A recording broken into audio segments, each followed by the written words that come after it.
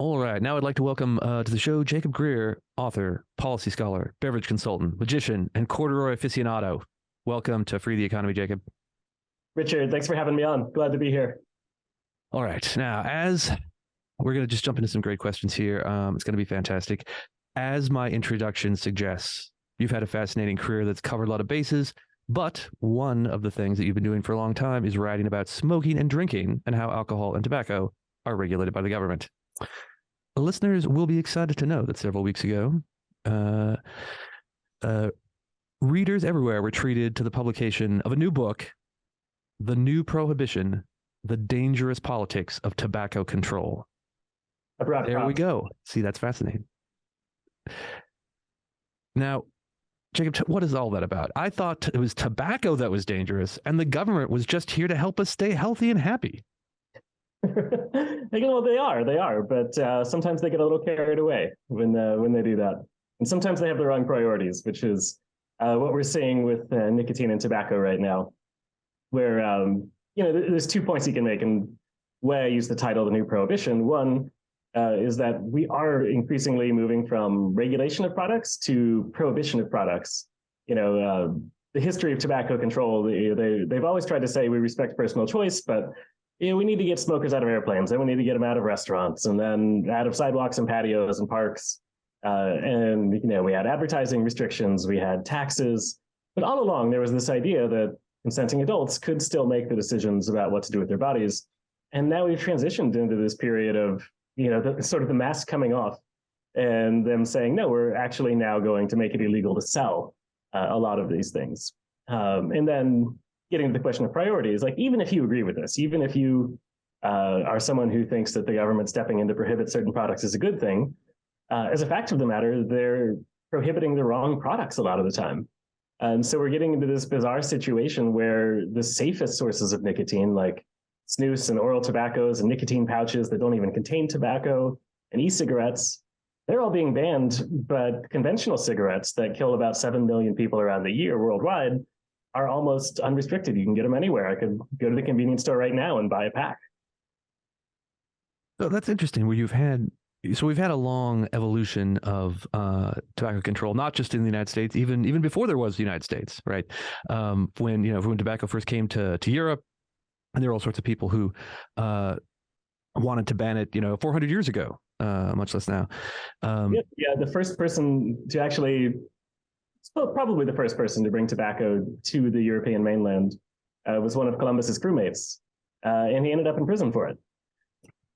So from the very beginning, outside of the Americas, where of course tobacco has a much, much longer history with Native Americans, as soon as tobacco got to Europe, people were imprisoned and arrested for selling it and consuming it.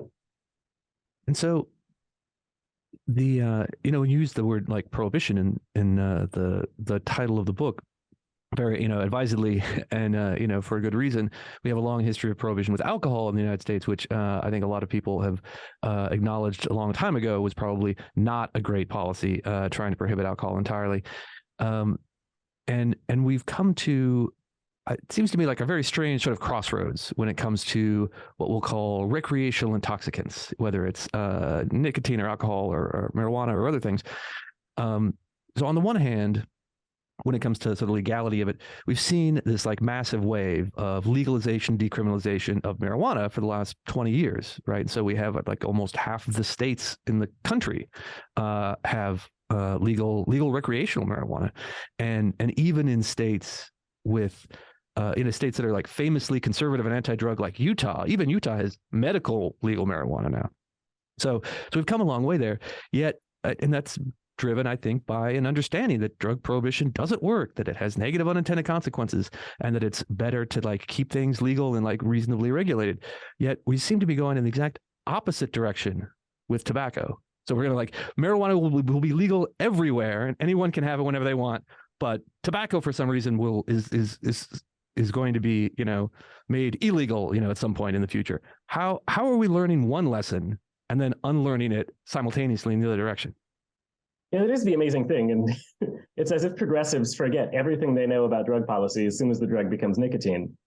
And it's incredibly frustrating because you can make all the same arguments that they can and would make for alcohol and for other drugs, perhaps even in stronger forms when it comes to nicotine. Because one thing that makes nicotine unique is that it's a rare drug where we can actually separate it from the means of delivery and thereby separate it from the harm, because the harm doesn't come from nicotine per se. It comes from all the things that are created when you roll tobacco leaves in a tube and inhale them deep into your lungs repeatedly for 30 years.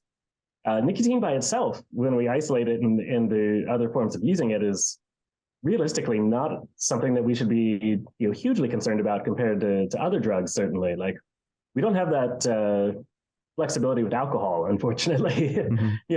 I obviously enjoy drinks and alcohol, but there's no way to separate the recreational enjoyment of alcohol from the harms that it does. You can't just eat a handful of juniper berries instead of drinking gin. Right. Yeah. Like, the alcohol is the drug, and same with most other things. Whereas with nicotine, that's not the case. We can separate the psychoactive component from tobacco from the harm that combusting tobacco and inhaling it does. Well, yeah, I know a lot of people have told me over the years that that nicotine just on its own is probably more dangerous than caffeine is, without the combusted leaf stuff that also gets inhaled at the same time. Yeah, and I don't want to make like that strong an empirical claim, but at the same time, I do think we need to push back on people who talk about how vaping is this terrible thing because it's getting new generations of people hooked on nicotine. And obviously we don't want young people like teenagers and minors taking up any sort of nicotine use, but I would find it very hypocritical as someone who is drinking coffee right now and I'm on my third cup of the day to say that this is a huge tragedy. Like, we need to realize that people are actually getting use out of nicotine. They're doing it for a reason.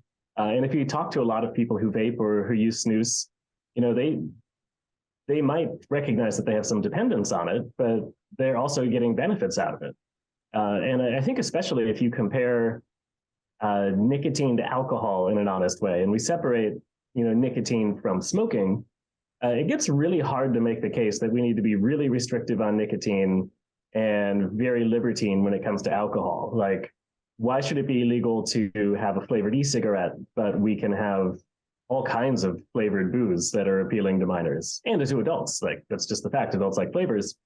And then when you look at the numbers, I think this makes a lot of sense. The e-cigarettes aren't killing anyone in the short term. And then alcohol, according to the CDC, is killing about 3,500 minors a year, or younger people a year.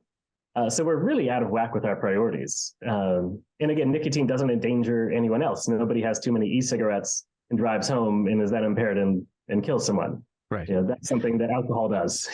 Well, yeah, I mean, I know some people who probably think that we should ban cotton candy flavored vodka, but that's more a matter of taste. Right. Just because they think it's gross. It's banned in my bars, but I support the people's right to get it elsewhere. Well, I mean, you make an important point, which should be kind of obvious, but I think when it comes down to things like public health and especially like government expenditures and public health, is it sort of gets left out, which is that people who use any of these things, these intoxicants, these recreational substances, are getting some enjoyment and pleasure out of it, and the only way you can say, oh, we should ban this because look, it causes deaths, or look, it causes the government has to spend money on public health to take care of the people who get sick, and it's a slam dunk. Look, because there's all the negative stuff on this side. I mean, the only way you can say that is the reason to ban something is if you take all of the pleasure and enjoyment that people get out of that and count it for nothing, right? There is great individual enjoyment, there's great social enjoyment among all of these things. People, getting together when they, have a drink with their friends, when they raise that champagne toast at someone's wedding reception, when they share a cigar after their team has won with the bros. Those are all things people enjoy, and they're all things people often do socially that bind groups of people together and communities together.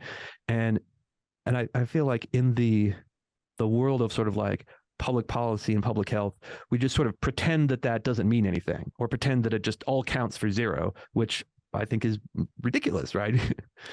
Yeah, there's actually one of the biggest advocates for prohibiting the sale of tobacco is someone named Robert Proctor. And he actually insists on not using the word prohibition. He says we need to call it abolition. And he explicitly denies that there can be recreational use of tobacco. And he contrasts that with alcohol. And he says, lots of people use alcohol responsibly, but he says that, with tobacco, that's not the case, and nobody actually really likes it. And it's just an absurd argument. Like, if you actually talk to people who smoke or vape, sure, a lot of them wish they could quit. But that's not the same as saying that they're not getting any pleasure out of it. And there's a weird denial there. And I think once we get to a point where, you can recognize that you can have this pleasure and it's separate from the guilt you would feel from doing something that's, putting you at great risk of harm, which is the case with smoking, then I think that's going to become even more apparent. Well, yeah, because also, we could really cut down on the number of sexually transmitted diseases and infections in this country by just making sex outside of marriage illegal, right? Just, you can't, no sex with anyone you're not married to. It's not allowed anymore. That's, the public health cost is far too high.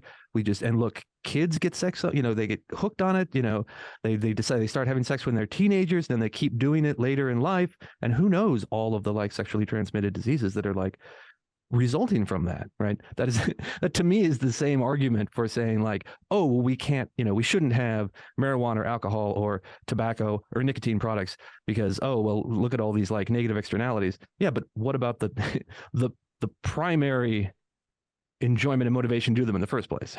Yeah, and I think this is an area where if we could force more debate on these issues and get people on the left who tend to be have the most restrictive mindset when it comes to tobacco and nicotine, we don't have to convince them of things that they don't already believe. We just have to convince them to be consistent and realize that principles that they already hold apply in this case. So we've talked about that with, how prohibitions often fail when it comes to drugs and alcohol.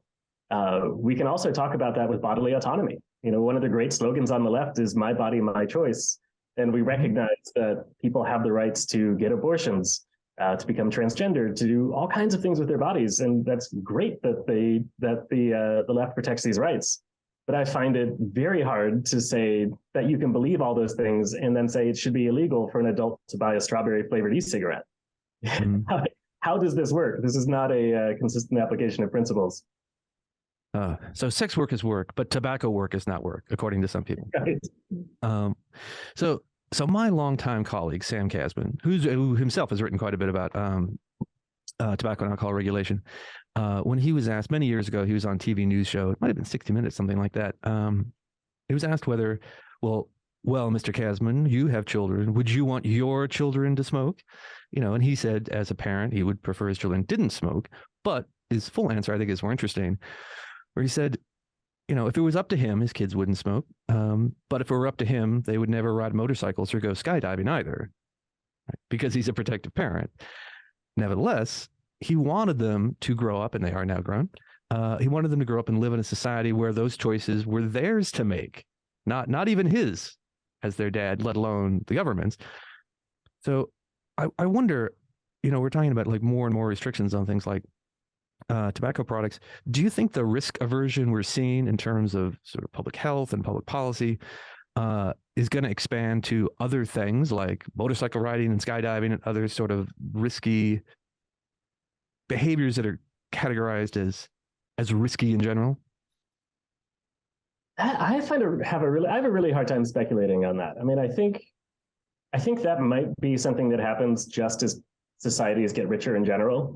The longer your life expectancy, when you're born, I think it makes sense to be more cautious, right? Because there's more to potentially lose. So I think there might be some movement in that direction. I kind of feel like it's like if the people who want to ban e-cigarettes were actually that moored to empirical reality, then they wouldn't want to be banning e-cigarettes. So I don't know how much it has to do with actual risk than it does with sort of what's the word for it? When you basically if they're on the left, they tend to view big tobacco as evil, and it's an evil corporation. Mood affiliation, it's mostly mood affiliation when it comes to how most people think about e-cigarettes. They don't know anything about the science or the empirics behind it. Uh, and so I think that's more what it comes down to. So I don't know if I would extend that to other things. Okay, so if there was like a big, like giant billion-dollar corporation that was in charge of base jumping, they'd be like, no, big base jumping wants you to like put your life at risk by jumping off a building. Don't do it. Right. I can see that. Yeah. Now, So in that sense, yeah, I think it's almost anything more just mood affiliation against what big tobacco was in the 90s, and a failure to upgrade or to update their understanding of how that works. well, it's interesting. I was just rereading something that my old colleague Fred Smith wrote for Forbes several years ago about how criticizing tobacco companies as a sort of like populist campaign, sort of activist campaign, has was sufficiently popular that it has become a sort of playbook for a bunch of other somewhat related, somewhat not related activist like product campaigns, where if you don't like a company, you don't like a product, all you have to say is it's the new tobacco. Well, this is the new tobacco. Well, this is just like when we fought the tobacco companies. Well, this this is almost as dangerous as tobacco, and it's become so proverbial that everyone is supposed to be reflexively anti-tobacco. It's now become a sort of parallel series, or just sort of the default go-to anytime someone out there is doing something, producing or consuming something you don't like. It's like, well, this is the new tobacco. We got to go after this now. Have you seen that applied in other Oh, cases yeah. as well? Well, social media is the new tobacco now. Oh yeah, it's like teens are scrolling on TikTok, and that's the new tobacco. And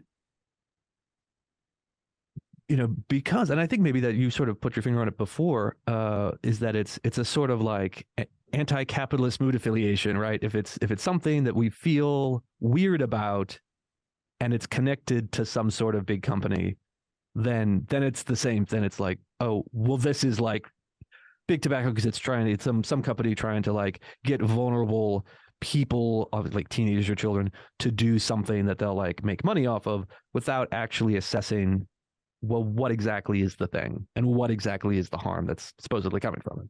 Yeah, and the irony here too is that the laws that a lot of these people are supporting are actually helping big tobacco in the long run. Uh, they have this idea, they think of vaping, they think about Juul or these other big companies. And Juul, as it turns out, may not do very well, but the company, by creating the laws that we have where the FDA is in charge of authorizing what's allowed, we really are creating a situation where the only e-cigarettes legally sold are going to be those produced by the big tobacco companies. Like every single product that has been authorized by the FDA so far is currently invested in or owned by a big tobacco company. It's the small independent ones that have been wiped out. Well, yeah, I mean, I think that's something I think we've talked about a lot here on the show, is that regulation, the sort of kind of ninth grade civics lesson version of regulation, is that there's big bad companies out there that want to make a lot of money and they're willing to like do unethical things, and that's why we have the government, and government regulation comes in and stops the bad greedy companies from doing those bad things. But that's not, in my opinion, a realistic way about the way a lot of government regulation actually works in practice, which is that government regulation is often written in cahoots with dominant firms at any given point in time, and that it often, just as often, acts as a moat for competition for established companies, because who better to comply with the regulations that were written that they had direct impact on writing than the large successful established companies now. Yeah, and that's the thing that people who don't really know much about tobacco policy, they still have this 1990s mindset on how it works, and they really need to update their views on it, because up till the 1990s, kind of, sort of the position of big tobacco was oppose, deny, outright lie if you have to. Do whatever you can to fight every lawsuit and every law that's been brought for you. They're brought to potentially be against you. And 1998 was the big sea change when they finally yielded a little bit with the master settlement agreement, where they settled with the attorney generals from all the states to create this new regulatory framework. And I think that was a turning point where big tobacco sort of recognized this old strategy is no longer feasible. Like we could only go so far with this before the obvious harms of smoking are just undeniable and we're going to be regulated. So how can we make the regulations be in our best interest and advantage from them as much as we can? And so you saw that with the Master Settlement Agreement. You saw that with the Tobacco Control Act, which is what gave the FDA authority over tobacco, and put in the current regime where basically anything that was on the market before 2007 is grandfathered in. So cigarettes, good to go. E-cigarettes, not an easy time. And in order to get anything authorized, you need to have millions and millions of dollars of budgets to get through the FDA regulatory process, which again, only big tobacco can do. And we're seeing it now too with laws on disposable vapes that tobacco companies are pushing to favor their own products. So yeah, there's lots of ways where big tobacco has strategically changed what they do to sort of work with regulations that rather than outright opposing them all the time. Yeah. Well, I mean, let's just hope that no one finds a photo of a sea turtle with a disposable vape stuck in its nose, because if that happens, it's all over. First the plastic straws, and then anything that looks like it's getting in the way of sea turtles. Or worse, if the sea turtles start vaping. I don't know. Would that be like a kelp flavored e-cigarette? I don't know what they go for. Oh no, that's a good idea. I feel like in Japan they should have shrimp flavored vapes. What's weird? Japan is oddly anti-vape. So here's a slightly different angle on this. Now, I don't usually take the Marxist class analysis view of things. However, there have been a lot of writers over the years who pointed out that it's often the drinks and smokes and pastimes of the poor and outsider groups that end up getting made illegal, while the mainstream or sort of the high status fun gets a pass. So there are not that many people out there who are campaigning to ban like $1,000 bottle Napa Cabernet or the sort of expensive imported cigars, but so for some reason it becomes a moral panic when it's a flavored cigar or it's a menthol cigarette or it's someone's drinking Four Loko, right, instead of fancy wine. How much of this like lifestyle regulation is just like class snobbery? Oh, I think it's a huge part of it, because smoking, especially smoking of cigarettes, and to some extent vaping as well, has become very class stratified in the U.S. So, but not the case early on. Smoking went across all classes. Back in the 40s, 50s, and 60s, and then steadily declined, so that you're much more likely to smoke if you don't have a college degree, if you haven't finished high school, if you have a blue collar job, and the more education you have, or the more money you make, the odds of you being a smoker are much lower. And because you probably also socialize with people who are in a similar situation as you, like the odds of the people being people who smoke are much lower. And so I think there is this perception among a lot of people who work in policy and who pay attention to policy and who do journalism to basically view the problem of smoking as solved. They don't know anyone who smokes. So they don't really pay attention to what we can do to help the people who do still smoke, which last I checked was about 32 million people in the United States and about almost 500,000 who die every year because of smoking. And so they discount the value of e-cigarettes and of harm reduction to potentially prevent these people from dying prematurely. And they also discount just the respect for liberty of, respecting that adults have the rights to make these decisions. And so, yeah, they just don't come into the calculus at all. And I point out a particularly egregious example of this was Beverly Hills, which is one of the first cities in the United States to come almost to total prohibition of tobacco. And by that, I mean, they made it illegal to sell nearly all tobacco products in the city of Beverly Hills, including e-cigarettes. But the exceptions were hotels, which could still sell to their guests, and cigar lounges, because they have some very nice upscale cigar lounges in Beverly Hills. So I don't know how you can deny the class element at work there when that's your policy. Well, yeah. So if you work at the Beverly Hilton and you want to have a cigarette break out behind the hotel, that's illegal. But if you're a guest in the hotel and you're paying $500 a night, then just sit in the cigar lounge and you'll be fine. Exactly. So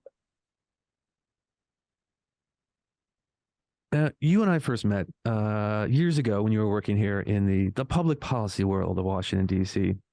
But I know you've had a lot of different gigs since then, and I personally find all the cool stuff you've done pretty interesting. Can you tell us a little bit about the sort of career journey you've been on and how you kind of like created your own career for yourself?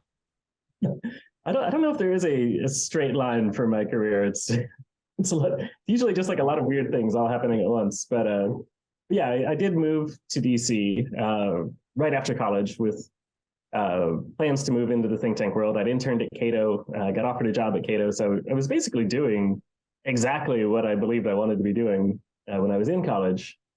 Turns out I was not happy at all. It was the wrong scene for me, or at least at the wrong time. And so after giving it a shot for 4 years on and off, actually, while I was there, I switched to being a barista. Got into the coffee world with a place called Murky Coffee, which some of you out there may know. Or if you know, fun bit of trivia, if you know Your Korean Dad on TikTok, that is Nick Cho. He was the first person who hired me as a barista way back in the day, back at Murky Coffee in DC. Now he's a huge TikTok celebrity. But yeah, this place was actually this coffee shop was right next to George Mason University. And I'm actually drinking out of my Institute for Humane Studies coffee mug right now. Very It's nice. pretty high on the other side. Appreciation there. And I was always drawn to this coffee shop, first as just for the environment it provided. But then once I got hired, got really into both the taste and like learning to appreciate how coffee is made, and also just the artisanship that went into being a barista and learning the skills and making a really good espresso or a really good cappuccino. And that really hooked me. And so, yeah, after about 4 years of trying to make DC work, I eventually just gave up and, in a very optimistic sense, gave up and packed my car and spent about 2 months driving across the country, with Portland, Oregon always in mind as the destination, but I wasn't totally set on it. But yeah, ended up in Portland with no job, no plan, but just decided this is where I wanted to be. And it was a fantastic change, worked out really well. Ended up getting into the cocktail side of things rather than coffee. I didn't have enough tattoos to be a Portland barista. That's what I think it came down to, which just to say, Tough industry. yeah, I needed at least 3 or 4, and I have 0. So I wear corduroy suits, so I had no chance. But I got into the cocktail side, which ended up working out really well. Has opened up a ton of doors. Eventually led to getting 2 different book deals and publishing books about cocktails, while also getting to travel the world in various ways and still get to dabble in public policy. I get to write for Reason Magazine and Slate and the Atlantic and a couple of other different places, which have been great relationships to have. And yeah, I really like. I really like that I was able to get back into public policy while not having to actually live in Washington D.C. and work in think tanks. Now that's living the dream right there. So I need to come back more often. So final question here let's tie this all together. So we have a lot of people here in DC who you may be close personal Facebook friends with, who write a lot about various industries out there and parts of the economy, but have never actually worked in those fields. Like they've always just been kind of like law and policy nerds here in DC. That's their specialty. How has actually working in the world of bars and restaurants and coffee shops influence your attitude when you do still write about government regulation and what the government should or shouldn't be doing, the rules putting on this stuff? I do feel like I have more appreciation for like getting to actually talk to people who run these businesses and who work in these businesses. And I think people, especially on the prohibitionist side of tobacco, who say, oh, well, there's no actual pleasure in smoking. Nobody actually does this recreationally or gets enjoyment out of it. That's why it's fine to ban it. Like, I wish they would stand outside of a dive bar at 1 a.m. and propose this theory to the people outside smoking on the patio. They'd probably get very different responses than they would at an academic conference or an academic journal. So yeah, I think there's a lot of benefit from actually getting to know the people who are affected by these policies. Like I just profiled someone in an article for Reason. Multnomah County, where I live, which is Portland, Oregon, just passed a countywide ban on all forms of flavored tobacco. And one of the big questions on that was whether that would include hookah or not. In some places, an example, like California exempted hookah from their ban. Multnomah County decided no exemptions.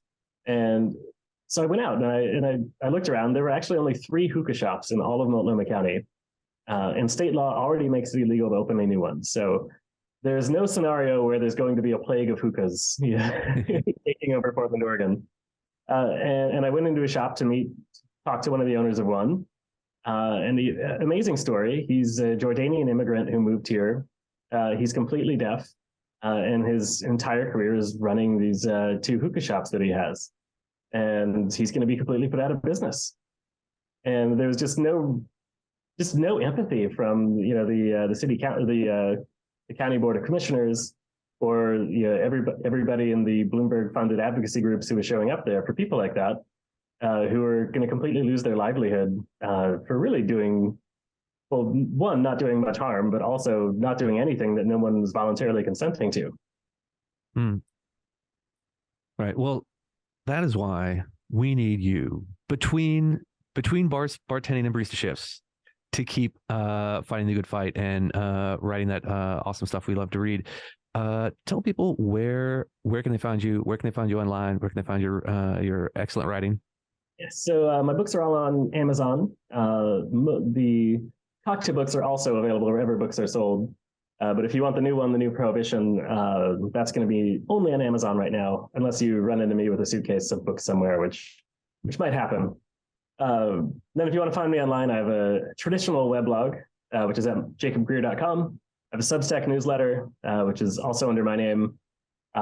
Use the same handle most places. I'm even on Blue Sky now. And I'll give a quick pitch. Richard, you know about Seabird. Oh, yes. Seabird Reader, a great new place for sharing writing. Yes, so I invite people to sign up for our beta at seabirdreader.com. We are wrapping up development on our mobile app right now, and then we'll have that open for more people. And once we do, that'll be a great place to keep up with both my writing and hopefully a lot of other people's. And me too. I love posting stuff on there. Yeah, one of our most active users. I appreciate it. All right. Jacob, thank you very much for being with us. And we will, you'll of course need to be listening to future episodes because we will have more stuff from you in our news segment. Sounds good. Great. Thanks for having me on. Appreciate it. Yeah. Thank you.